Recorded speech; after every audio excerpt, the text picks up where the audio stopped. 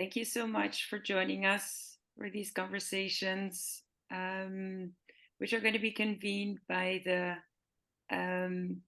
Fashion Liberation Collective North Africa. But of course, we are in a very particular time that we do not want to leave, as if nothing's. I'm sorry, I'm trying to multitask, and I feel also that I'm getting emotional, for which I apologize.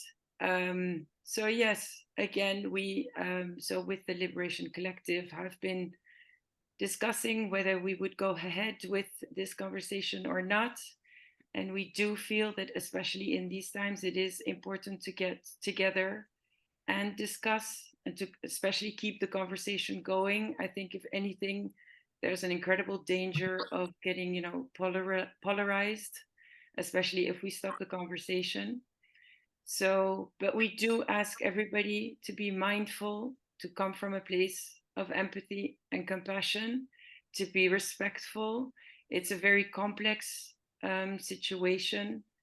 So there are probably going to be different emotions and different opinions. But as long as we come from a place where we want to reach out and, again, keep the conversation going rather than polarizing or especially instigating hate or violence. So again, thank you everyone for being here. I'll give the word to Nada. Thank you, Nada, for convening this conversation. Thank you. Hi guys, أنا ندى قريش. اسمي ندى سامي قريش أو Nada, whatever language you want to speak in. I'm the founder of Fashion Liberation Collective, and today we have some of our members who I really, really appreciate. ومن غيرهم, I would not know how to do much of what we do.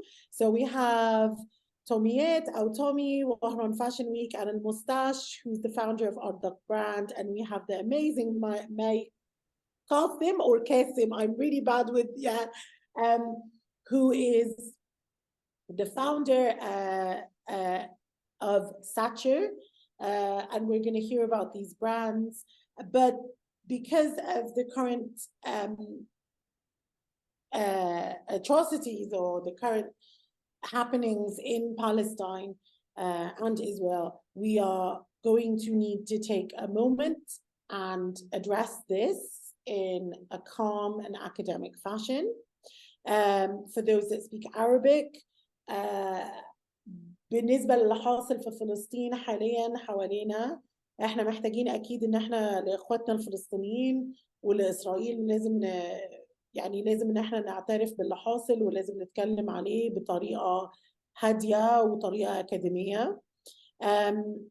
And we actually really debated on canceling this conversation because of what is happening.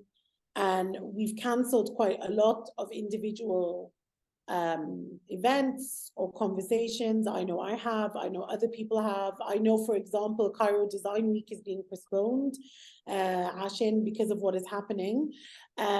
But we felt that it would be crucial and very important to use our platform, especially in the West, to possibly explain or illuminate the reality of the situation as much as we can. Now, our backgrounds are, it says North Africa, but we do extend beyond that now. And we do have Palestinian members in the collective, which cannot be with us at the moment, understandably so. So our cultures, our heritages, our links, our even geographical standpoint is intrinsically linked with Palestine and the struggle of Palestine and the apartheid of Palestine. And also we do recognize the pain that the Israeli population is going through. So we did feel that this would be important. فمن ناحيتنا احنا كعرب او كناس من شمال افريقيا، احنا طبعا يعني علاقتنا مع فلسطين حاجة دايمة وحاجة بتتعدى اللي حاصل دلوقتي او من 7 أكتوبر. دي حاجة حاصلة بقالها 75 سنة been happening for over 75 years. Taban, my background is Egyptian. We have people from Algeria, Egypt. We have people from all over the world who have different relationships to that part of the land. So, having said this, our original topic was going to be around liberating our identities. And we feel that being part of a decolonial collective is that we have to decolonize ourselves in order to drive an awakened fashion industry, but also we have to decolonize locally before globally. And, you know, whether we like it or not, or whether we admit it or not, we have all been part of colonialism in some way or shape or form, either being colonized or being part of the colonial power, and especially with what is happening in Palestine or Palestine at the moment, one cannot have a decolonial conversation without discussing one of the oldest colonies that still exists.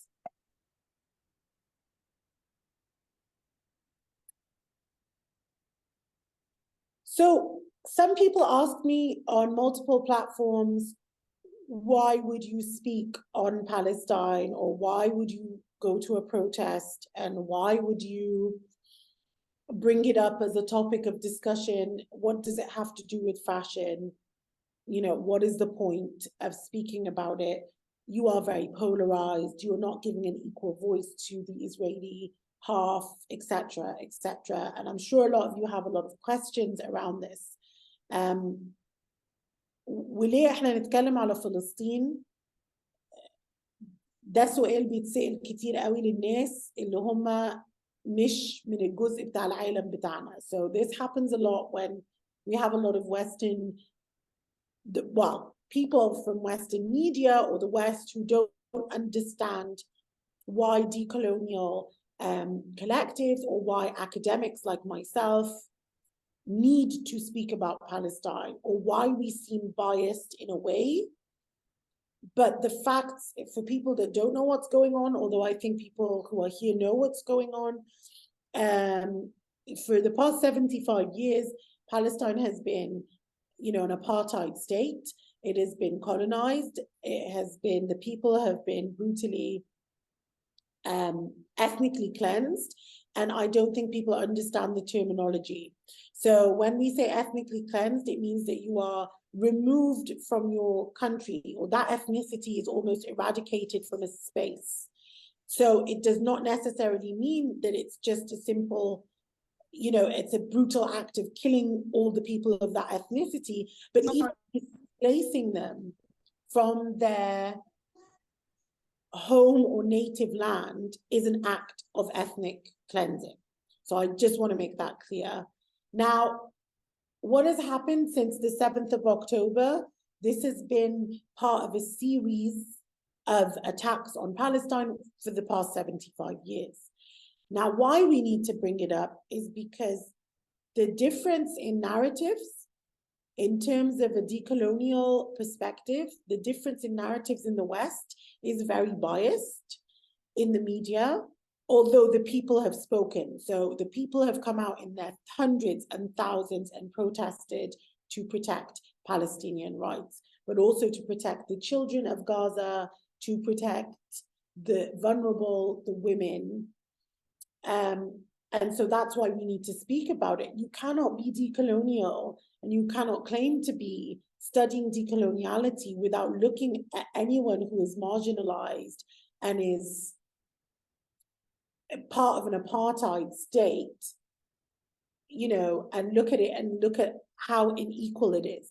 فما نقدرش ان احنا نبص على نبقى احنا ديكولونيال واحنا ضد الاستعمار وكل الحاجات دي من غير ما نبص على اللي حاصل في فلسطين ونبص عليها as a colony, you know, something that is happening. It is a colony and it is part of apartheid and is part of many things and part of many intersectionalities. At the same time, we wanted to make it very clear that we are for the peace and ceasefire in Palestine. It is not, if you are pro-Palestinian, it does not mean that you support Hamas in any way, and that is definitely not what we are. It does not mean that you support terrorism. It does not mean that you support anything of any of the atrocities that have happened to the Israeli population. It is simply that you want a ceasefire and you are pro-Palestinian in terms of their rights, in terms of, you know, getting people basic human needs and just any humanity, really, getting them anything to help them out of this incredible attack on them as a people, because essentially we feel the need to talk on it because they are paying the price for what a terrorist organization is doing. And I think it was really important for us to clarify this. Now, I'm not going to speak too much on the topic on my own. I think I will pass it over to a lot of people, but I did also want to express that we are under a lot of scrutiny, hence why maybe I'm not going into as much detail as I would like to in the history of the Nakba and the history of the Palestinian people. And actually the support we've got from Jewish Israeli friends and people in the street who have joined us in the protests, I do want to acknowledge that. And the only reason I have not mentioned them is because they have asked me not to, because obviously they are under a lot of scrutiny from their societies and cultural tribes as well. What I did want to say is the scrutiny is making it more and more evident the need to decolonize in every aspect of our lives and the need to stand together in our otherness, but also with our allies and our white allies and Western allies in any shape or form. And I am grateful to those who came out in the protest. And it was very difficult for them as Jewish Israelis or as Jewish members of quite high up in the Jewish society to come out and speak for Palestine. These are just some examples that I've been showing you. If you want to show solidarity, what needs to be done. If you feel like you are being stopped, we've had our posts taken down a number of occasions. You can show solidarity by posting a watermelon. And that is because of the history that goes with it. You can show solidarity by donating, by asking for a ceasefire, by contacting your representatives in Parliament or the equivalent of Congress and asking for a ceasefire. You can contribute by paying donations to a specific list of charities, which I'm more than happy to share. So having said all this, I'll pass over to Al-Mustache, our Ardak brand, and this is part of his work, and he's going to give us a brief intro to his work and also explain to us the relevancy of the Kufiya Naksha on his bucket hat. So Ardak Al-Mustache, نعطيك انت الساحة. تحياتنا، سلام، يعطيكم الصحة لهذه العرضة. اسمحوا لي نتكلم بالعربية الجزائرية. هاد التوب هذا اللي درتو في اورون فاشن ويك مع زميلي نصر عتوبيات، درتو تكريم للزمن عشتو الجزائر وين كانت هي قبلة الثوار في العالم، وين كانوا كل الحركات التحررية الجزائر تعرضهم وتساندهم. وعلاش هذيك ثانيك هاد التوب هذا؟ انا هشام كمصمم ونخدم في البوب ارت والذاكره الجامعيه الجزائريه. كما تعرفوا الجزائر عاشت الاستعمار، وباش تجيب الحريه تاعها عاشت ثوره داميه كبيره، وين هذيك الثوره ولات رمز للحركات التحرريه. كما نشوفوا في هذاك التيشيرت اللي راهو لابسو الموديل فاشن موديل، هو التيشيرت كاين فرانس فانون. فرانس فانون هو من الشخصيات البارزه في اللي يركبوا الايديولوجيه التحرريه، وعنده كتاب معروف اللي اثر على بزاف الحركات التحرريه اللي هو لي دامني دو لا تير دايمنت، وين هذا الكتاب ترجم لعده لغات، ومنها ولا طريقه وايديولوجيه للحركه التحرريه الافريقيه الاسيويه وكامل حتى الفلسطينيه. في هذاك الوقت تاع وين الجزائر كانت قبله الثوار،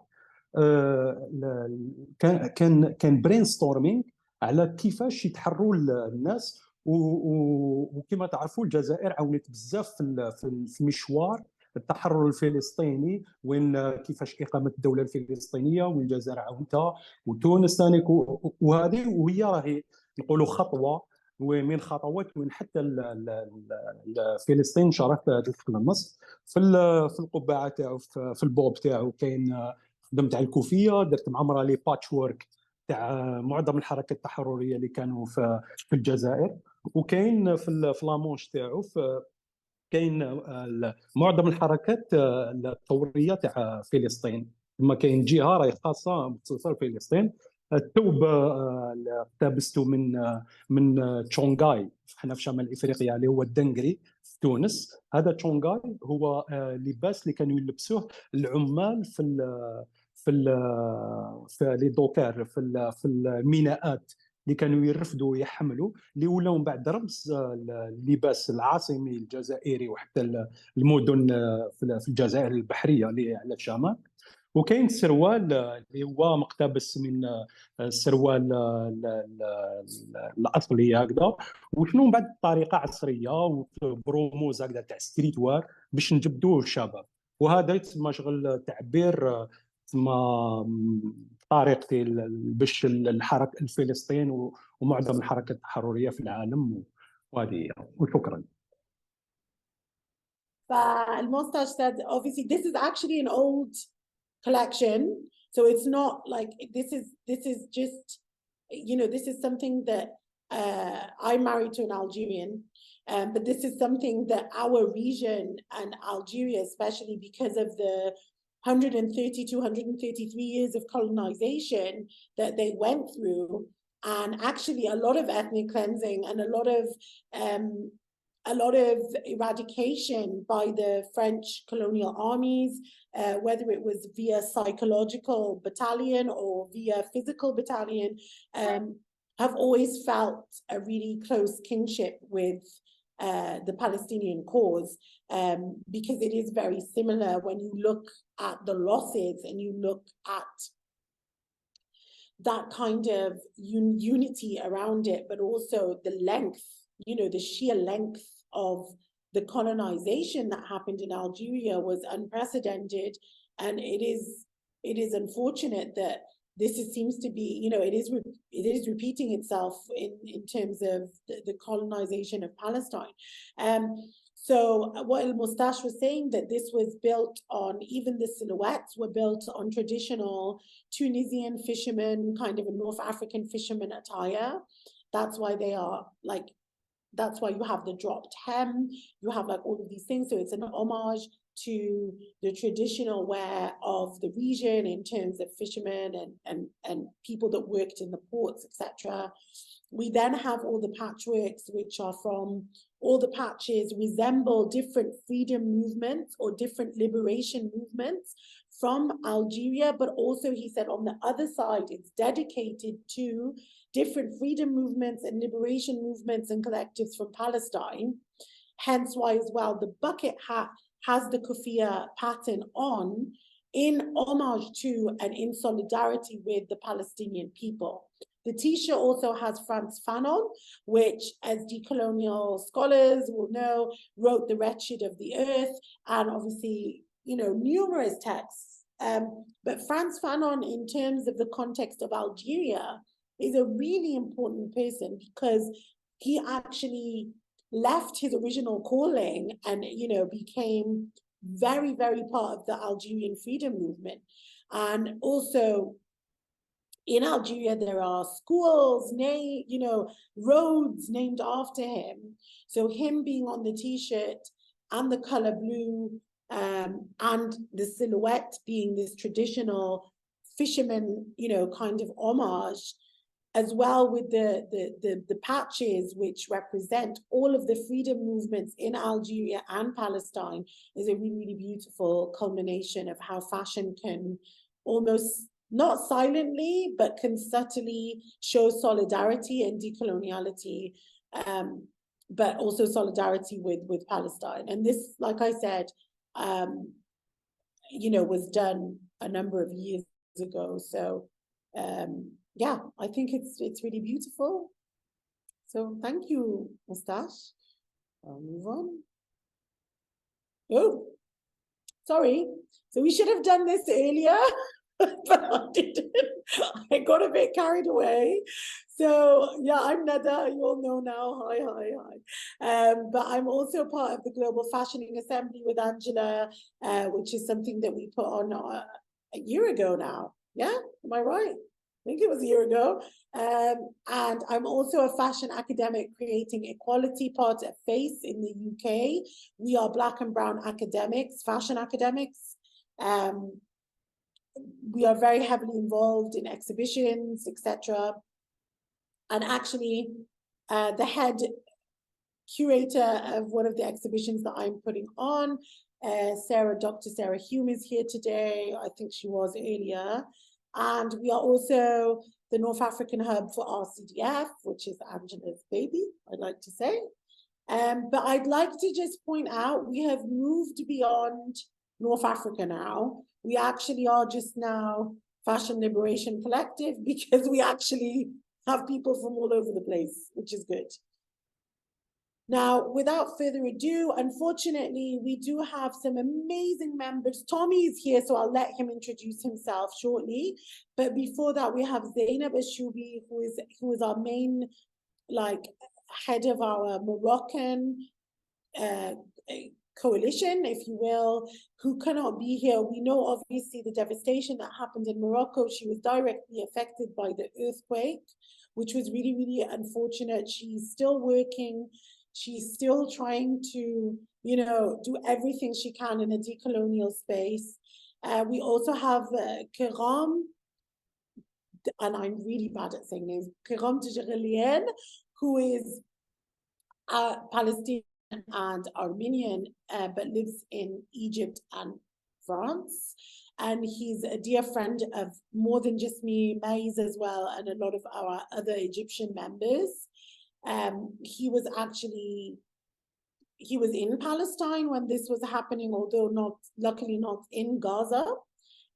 He's obviously been directly affected by this. He's also been called, the photographer of Gaza. He's been, widely active around this, and has actually, put on exhibitions and collated archives from his family's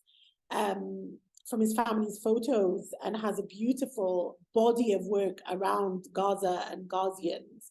Unfortunately, he cannot be here due to his, well-being, for many reasons, but we felt the need to acknowledge a lot of our members who are not silent. They just simply could not make it.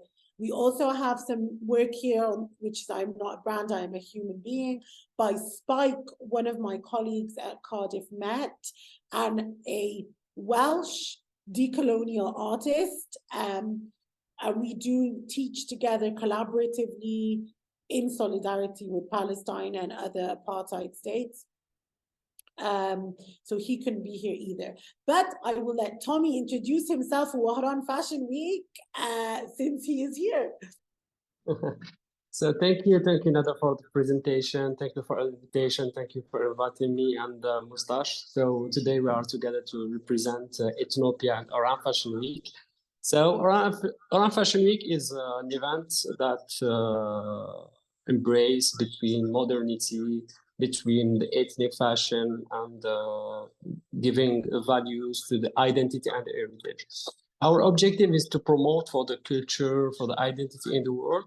We are starting from North Africa, from Algeria. We're bringing a lot of fashion designers from all area, from Morocco, Tunisia, from Africa, from Asia, from everywhere, to show and promote and give values to the identity and the heritage. Me and Mustache, in 2023, we started the project. It's called Ethnopia. It's a marketplace for promoting ethnic fashion. And we have like a lot of experience to show what is the value and the meaning of the ethnic fashion, the slow factory. So it's like, for us, it's like a revolution. It's like war for us. So I think our objective is to keep and to sensibiliser. Comment dire sensibiliser? Educate people to wear more clothes like ethnic fashion. We are in objective to educate people. So I think the best solution in this world right now, in the double standard, in this war, in Palestine, what's happening. So we need to communicate more and to give advices. It's very, very important, because our objective as organizer, our objective as fashion designers like Mustache, we need like to show our art as an artist, as activists. We need to show like the way to communicate, but peacefully, because it's happening now. The world is seeing what's happening, is seeing the reality, is seeing that values, identity, heritage, is seeing there's like ethnic cleanness in Palestine, and this is not good. Like as an activist in fashion, this is not good for me. I love to see peace in the world, and this is my objective. That's why I'm here in Fashion Liberation, and this is, I think, not my job to do, but our job to do, like to help people to promote for their culture, to promote for their identities, because they need us. This is my work, and I think we will do it together. Oh, beautiful. Okay, we're going to go on to May, and then we're going to go into breakout rooms, and May's going to first introduce her amazing, like, I just want to thank my beautiful, beautiful members, because they are truly amazing in every way, shape, and form, and they really are embracing a new way of doing in fashion, which is a very traditional Western industry. And for them to have the courage to do things differently, I really commend them, you know. So I'm just gonna, oh, sorry, my slides.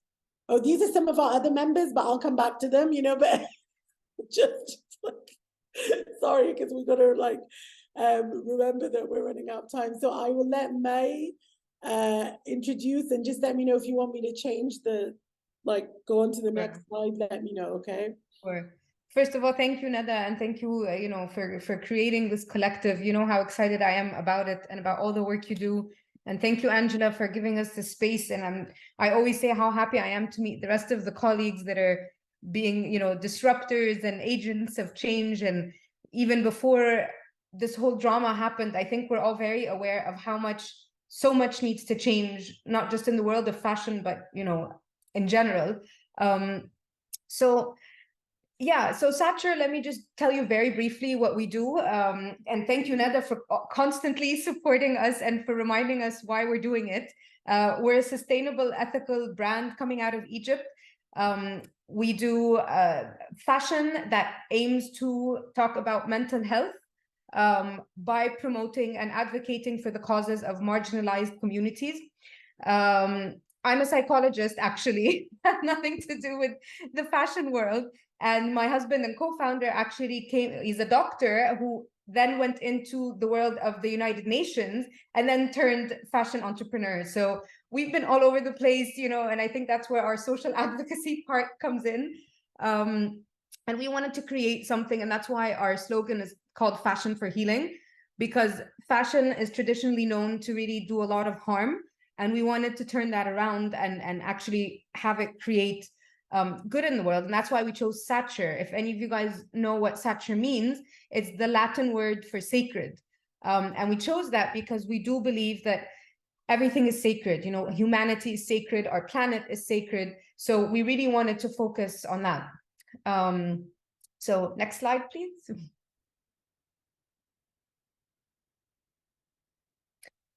So how we do it is that with every collection, we actually work with an organization. We partner with various organizations or communities where we, like I said, we focus on that cause. So this is one of the ones that we were very excited about. The collection is called Threads of Life, and we partnered with the UNHCR, the UN Organization for Refugees. And what we did was we worked with refugee artists from Sudan and Eritrea, Sudan, Eritrea, and Syria, sorry. And we got their artwork. If you can see here, you see on the left some of the paintings that we used.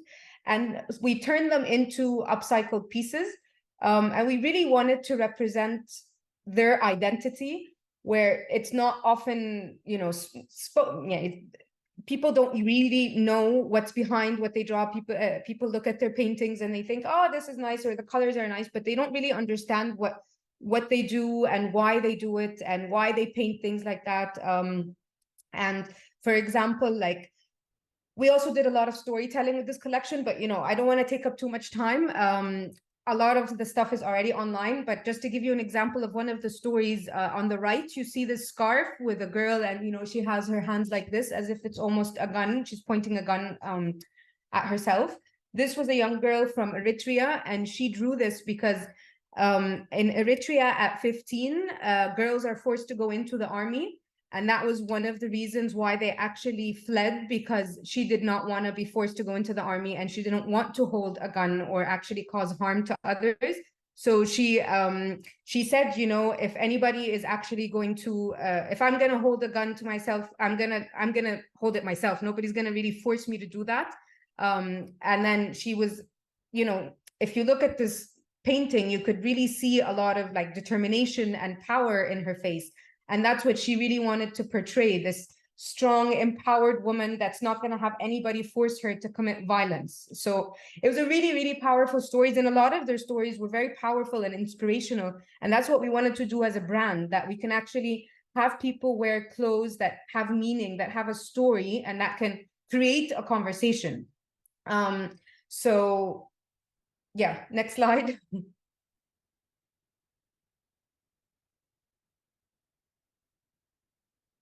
Yeah, so these are the artists that we worked with. So what we do with every collection, besides just the design work, but we also do, like I said, a lot of advocacy. We do a lot of on-ground activities, but also to show how we can really bring this home. It's not enough to just create design, but we also, in this event, we did two things, actually. We created a workshop with the artists. Being a psychologist, we went to, it was a mental health workshop, and we had them do drawings. These are the drawings that you see on the left. These we didn't use for our designs, but these were drawings that talked about their identity and how they see themselves right now, and what, you know, the journey that they've been on, where they see themselves going. So this was a really, really powerful workshop. It was very different, actually, from the artwork that they gave us to use for our collection. And the picture that you see on the top left, this was an exhibition that we did, and that's why we called it Threads of Life, this collection. We asked each artist to bring in a very valuable piece of textile that really meant a lot to them. So, you know, for example, like the dress on the left, this was one of the dresses from the girl I told you about, actually from Eritrea. And this was the dress that she wore as a little girl. And it was one of the few things that she could, you know, take with her. And it was the one that she always used to wear when she was a little girl. And it meant so much to her. Somebody else brought in their mom's wedding veil. Somebody else brought in their brother's t-shirt, because their brother, they were estranged from them due to, you know, them being refugees.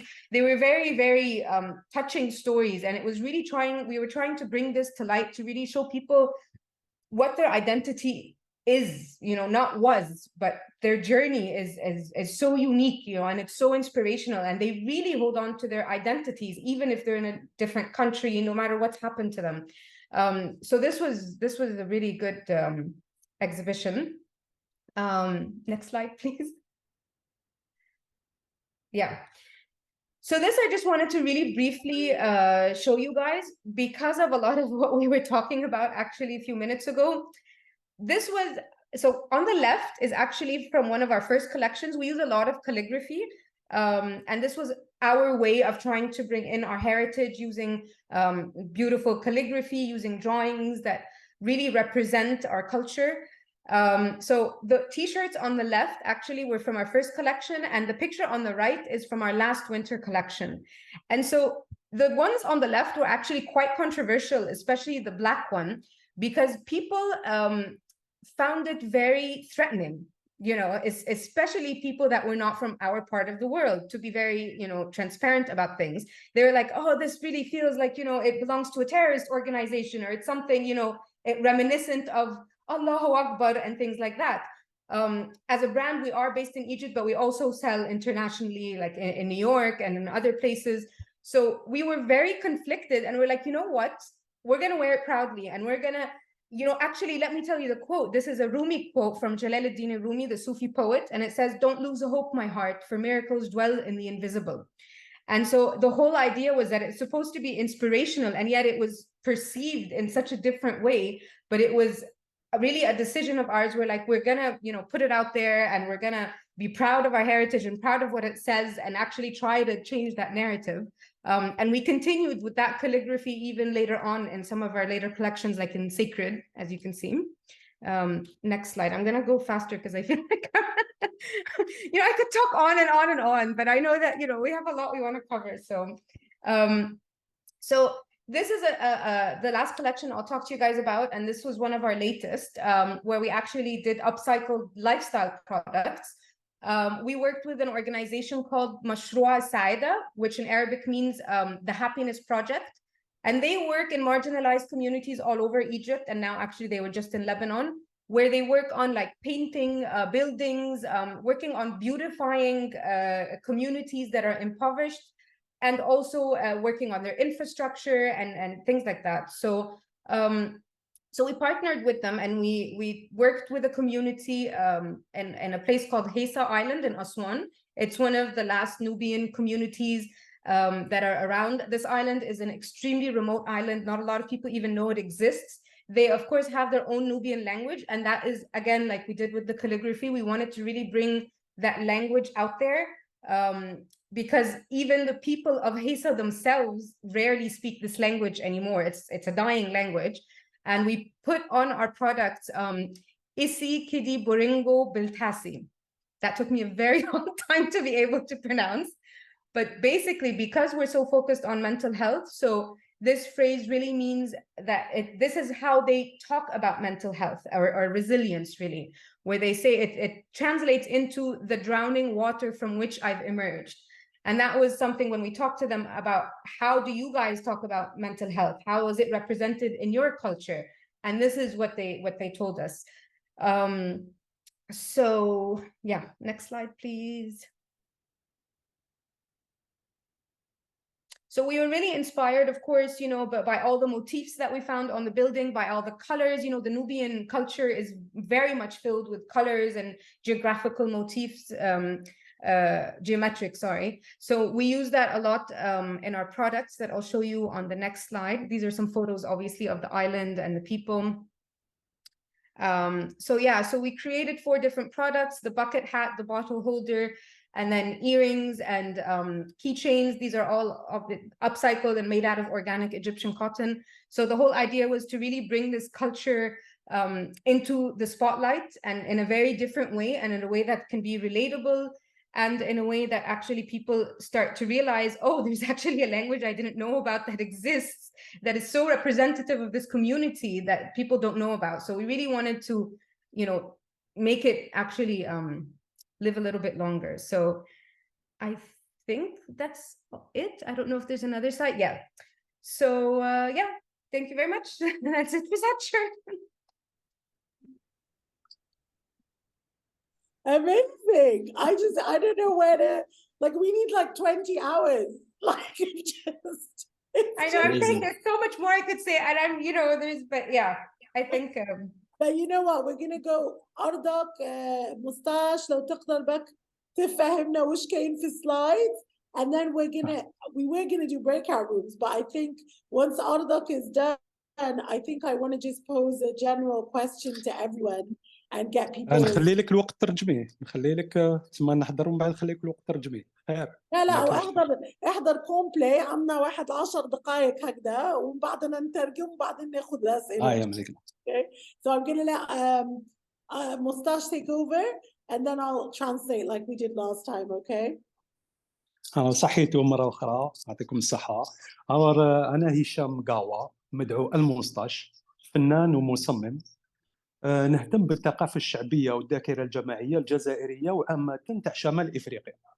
أنا في الأعمال تاعي الحاجة اللي يشغل هي الركيزة تاعها هي كيفاش التأثير الغربي على الشعوب تاعنا ثقافيا، كيفاش الناس يحبوا يشبهوا للغرب في الثوب تاعهم، كيفاش هذه الوسيله التاثير هذه عجبتني.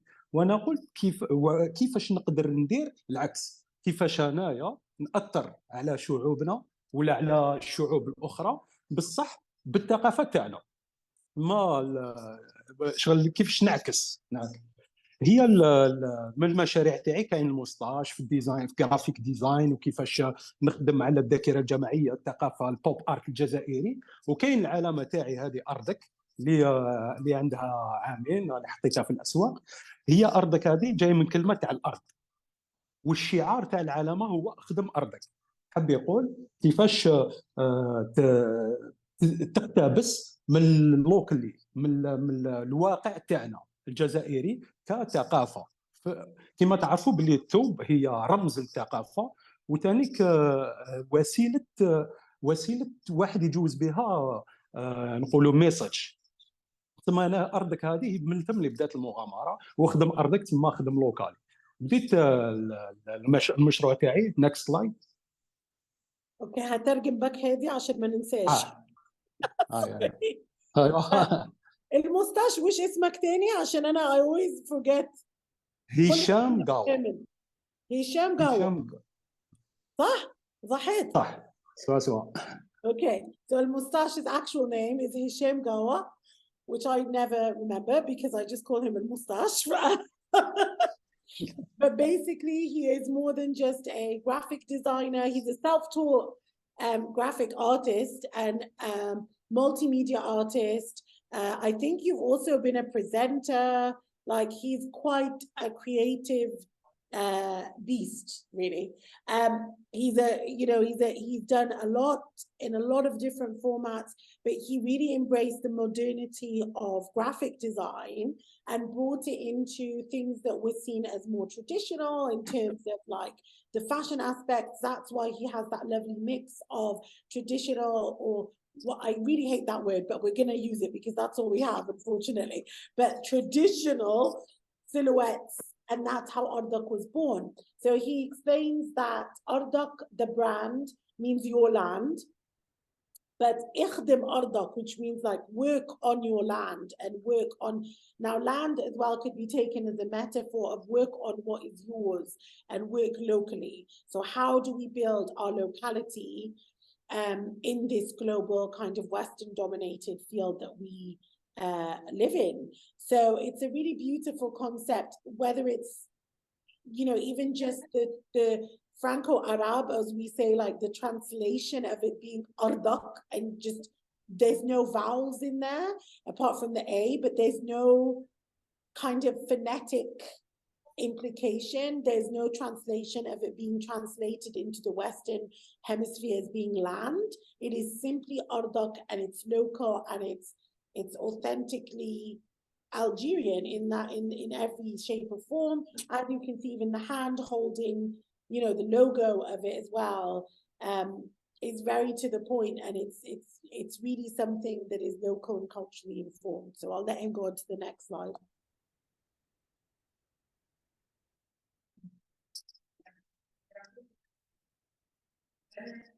كاين الفيديو تو. Do you want me to play it ولا اعملها ولا لا؟ راهي تمشي. حبيتني امشيها ولا حبيت تتكلم؟ راهي تمشي وحدها. اوكي. ثم نحكي معها. ارضك كما تعرفوا الجزائر اللي ارضي انايا هي البلاد الكبير كاع في افريقيا، وما يخفاش عليكم باللي شمال افريقيا هي مهد للحضارات، وهي تانيك موزايك كبيره تاع ثقافات. ما كاين من الشرق للغرب، من الشمال للجنوب كاين ثقافه كبيره في الثوب. خاطش في الشمال رانا في قدام البحر، كاين النسمه المليحه، كاين الجبال وين البرد والثلج، وكاين الصحراء. ثم كل هذه الجغرافيا وكل هذا التاريخ يمد موزايك كبيره في الموروث الثقافي تاع اللباس التقليدي تاعنا. كما كنت تشوفوا في التصويره على اليسار كاين القشابيه. من في ارضك خدمت على بزاف الانواع تاع ثوب، خدمت على القشابيه. القشابيه هي ثوب تاع اللباس الاصلي الجزائري عند العباد اللي يربوا الكباش، عند البدو في الجزائر. وهذه القشابيه عندها ميزات، عندها السيلوات تاعها، عندها الشوكه في القبعه هكذا، القرمونه هكذا تاعو.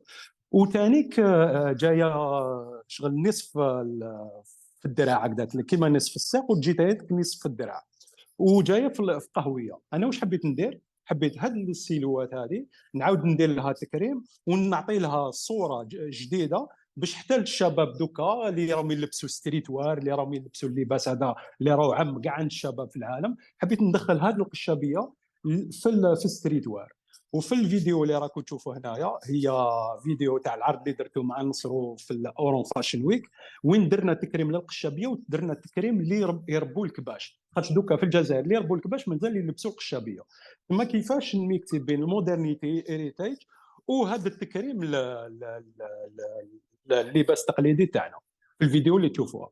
وكان في العرض كان عندنا تشالنج كبير انا ونصرو، هو انه نديروا عرض بالبيلي هذا، بالكبش هذا يا في العرض هذا، وجا تعجب وقع الشو ودارت الباز الفيديو هذيك وعجبهم الحال بزاف الناس. Okay, I'm gonna play the هلعب الفيديو باسكو ما كنتش نسمع فيك كي كنت نلعب فيك. I'm gonna play the video, guys. This is the video from Ardox fashion fashion show at Wahran Fashion Week. And as you can see, it was very challenging because they have an actual live ram who was, you know, part of the show, as we can see. And had to walk down the catwalk. And I can imagine, I've never seen that in a fashion show, and I've seen a lot of animals. I've never seen a ram run down a catwalk. But the reason for the ram being there is because the khashabiyya, which you see here on the left, was worn originally. It's the original clothing worn by mainly shepherds and, you know, especially like ram owners or sheep, etc. owners in Algeria. And that was where the inspiration came from for the khashabiyya being modernized by Ardoq brand and being introduced into something which is more mainstream streetwear, which is what I think we all here are trying to do, in that we are trying to bring the little bit of us and home, but also modernize it, but more introduce it, have that beautiful merger of all these different cultures and create that beautiful kind of balance. So I'm going to show you now the catwalk from Ardoq brand's exhibition at Wahran Fashion Week.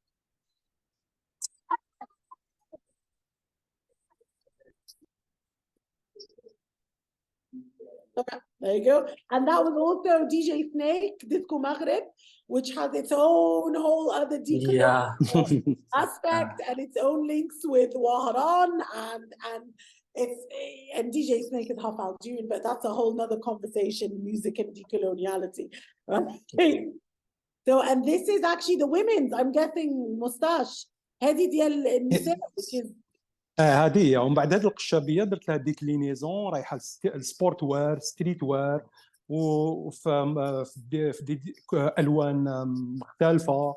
وتسمى هذا هو من الاعمال تاعي هنايا. كيما هنايا كتشوفوا بلي هي على باز للرجال، وشنو عاود طورتها وين ولات تشبه سويتشر، وشنو بلي سيلوات تاع شمال افريقيا. وكاين لي براند هكذا باينين لوغوات كبار كيما في ستريت وير هكذا. وسلايد اللي بعد، السلايد اللي بعد هدايا هو كيف برك وشنو زدت انوفيشن، زدت القشابيه هي كبيره، تسمى كيفاش رديتها بورتاتيف، وليت تقدر تترفد، درت لها سباتي، درت لها ثاني قفالي هكذا داخل باش تولي قصيره تطوى، خاطش هو ثاني القشابيه ما تقدرش تجري بها، ما تقدرش، تسمى درت لها دي انوفيشن. ايوه. وحتى الفابريك تكستيل تما اللي خيرتهم على حساب العصر، على حساب الوقت، على حساب المنطقه اللي يقدروا يكونوا فيها. هي دوك انا في الاستراتيجيه تاعي كيفاش تاع ليبريت فاشن، انا ليا حبيت مليح لازم تكون نقتبسوا الطرق التاثير اللي راهم ياثروا علينا الغرب في الفاشن تاعهم، وشنو نعاود نستعملهم ليا. كيما انايا هي السيلوات تكون تاعنا تشبه تما تكون تحكي اللي يلبسها اللوكالي كما احنا في شمال افريقيا. ثانيا انوفيشن في السيلوات تما راح تجيب الفاشن في العالم، راح تجيب سيلوات جديده مليحه للفاشن حتى في العالم. ثانيا انوفيشن في الديزاين، وين تكون بورتاتيف، وين تقدر ترفد هكذا بسهوله، ولا تقدر تولي تحول على حسب اليوز تاعها. ولا ثاني حتى التكنولوجيا كما تعرفوا، الا حبينا الاصل يركب العصر هذا اللي رانا فيه لازم تكون ثاني تكنولوجيا. وعلى هذه اللي رانا نخدموا انا ونصرو في ستارت اب اللي هي كيفاش تجيب انوفيشن في الاثنيك الفاشن بالان اف تي بالثاني 3 دي ديزاين. كما دوكا تعرفوا باللي راهو كاين ماركت كبير في الجيمنج فاشن سكيلز. لازم ثاني الاصل يدخل في الفاشن سكيلز في هذا الجيمنج. دوكا الجزائري ولا واحد من المشرق يحب يلبس الشاش، ولا يحب يلبس العقار، ولا يحب يلبس الكوفيه في الجيمنج، ولا لازم ثاني تكون هذه الديفرسيتي. وعلى هذه احنا ستارت اب تاعنا رانا نخدموا على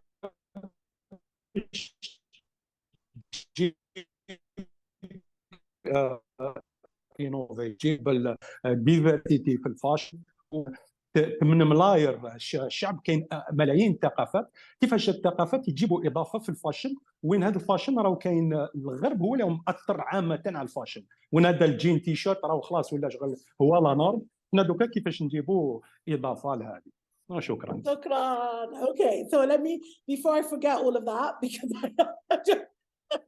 okay, so some of the slides we've just seen are Ardok's work, so like Al-Mustash's work. One is more adaptable in terms of like he's still using modern aspects of streetwear with the branding and the color scheme and the big logos, but also then adapting it to a normal, like a basic khashabiyya silhouette, but that is adaptable to modern day life. So things like adding the fact that it can be a pack away Mac almost. You can see this in a Western fashion market. Like you wouldn't look at it, especially the image at the bottom, and think, oh, this is a khashabiyya. Like it is still a khashabiyya in its essence, in that it has khashabiyya elements, but it is modernized. Again, I don't like these words, but modernized.